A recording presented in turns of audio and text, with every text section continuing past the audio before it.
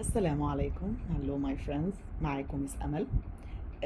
والنهاردة أول يوم في كورس جرامر للمرحلة الإعدادية. طيب، قبل ما نتكلم في أي جرامر خالص، من أول الحاجات اللي لازم نكون عارفينها عشان فيما بعد هعرف أكون جملة سليمة إزاي، هعرف أكون سؤال، إزاي هكتب في الباراجرافز اللي بتطلب مني. لازم الأول أخد بالي من نقطة مهمة، ودي أول حاجة هنبدأ بيها النهاردة في الكورس بتاعنا. عندي حاجة مهمة جدا في الإنجليش لازم نكون عارفينها، اسمها parts of speech. part of speech. خليني أفكركم بحاجة كده في العربي. زمان أخدنا وإحنا صغيرين إن الكلمة في العربي حاجة من ثلاثة، يا إما اسم يا فعل يا حرف. اسم أو فعل أو حرف. أي كلمة في أي جملة في العربي بتبقى حاجة من الثلاثة دول، اسم أو فعل أو حرف. عندنا نفس النظام في الإنجليش، بس في الإنجليش أكتر شوية. فأنا عندي الكلمة في الإنجليش بتكون جزء من 8 أجزاء اللي هم parts of speech، أجزاء الكلام في اللغة الإنجليزية. أول part عندي بنسميه noun. noun اللي هو الاسم، وبنرمز له بالرمز N. فهنلاقي حتى في الملخصات بتاعتنا كلمة وبين قوسين letter N، مقصود بيها هنا إن هي الكلمة دي اسم noun. noun هنا بيقول لي the nouns stand for the names of people, places, animal and things. زي مثلا كلمة boy، زي كلمة أمل، زي كلمة bird، زي كلمة desk. دي كلها أمثلة للناونز، الاسم.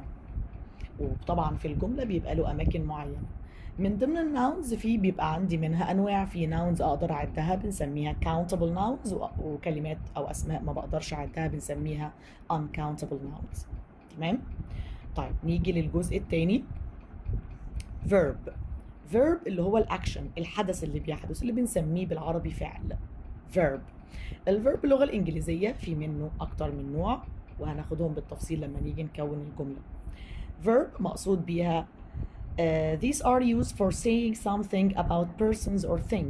The verb is concerned with doing، الحاجة اللي احنا بنعملها، or being. تمام؟ الverb مثلا زي مثال زي run، دي حاجة بنعملها، زي مثال eat. طيب نمبر 3 بيقول لي في عندي في الكلام في الانجليش هنلاقي كلمات بنسميها adjectives. خليني اقول لكم الاول ان الفيرب برمز له طبعا بالرمز في، بناخد اول حرف. adjectives هي كلمات بنستخدمها to describe nouns. to describe nouns، بوصف الاسم. فهنلاقي دايما ان الادجectives ليها علاقة بمين؟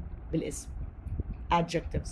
وهتلاقوها برضو في القواميس بتاعتنا او الملخصات بنرمز لها بالرمز ADJ. adjectives زي مثلا كلمة tall، عندي big، دي كلها صفات. الصفة بتعمل ايه؟ الصفة وظيفتها الأولى describe the noun، بتوصف الاسم. بتوصف الاسم.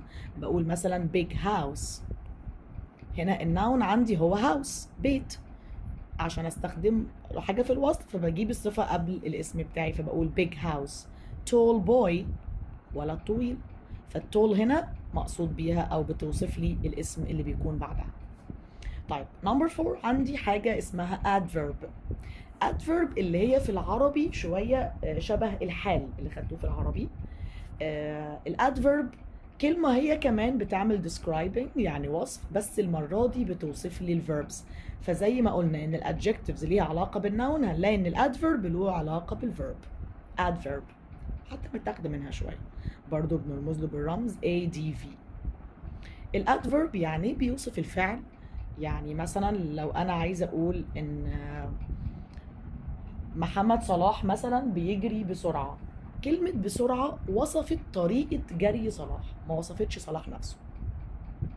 فهمتوني؟ أنا هنا بوصف الفعل نفسه، أنا بتكلم على الطريقة اللي اتعمل بيها الفعل. مثال he spoke quietly. كلمة quietly هنا مش شرط تكون بتوصف الشخص نفسه، لا بتوصف طريقة كلامه. فالادفيرب بيكون له علاقة بوصف الفعل مش وصف الاسم، بنوصف بيه الفعل. verbs زي مثلا كلمة fast، he runs fast. fast هنا سريعا بتوصف لي طريقة الجري، ما بتوصفش هو. طيب نمبر 5 عندي حاجة اسمها pronouns. مين البروناونز؟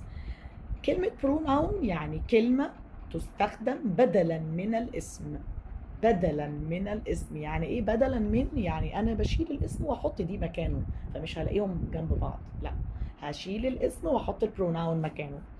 يعني مثلا وكمان على حسب وجود الاسم في مكانه في الجملة، انا عندي بروناون خاصة بالفاعل، بروناونز خاصة بالمفعول، وهكذا. مثلا عندي كلمة أمل teaches English. أنا هنا عندي النون بتاعي أمل، وعندي نون كمان English، ده نون تاني. لو هركز على النون الأولاني أمل، أمل هنا موقعها في الجملة جاية كفاعل، هناخد ده إن شاء الله السيشن الجاية.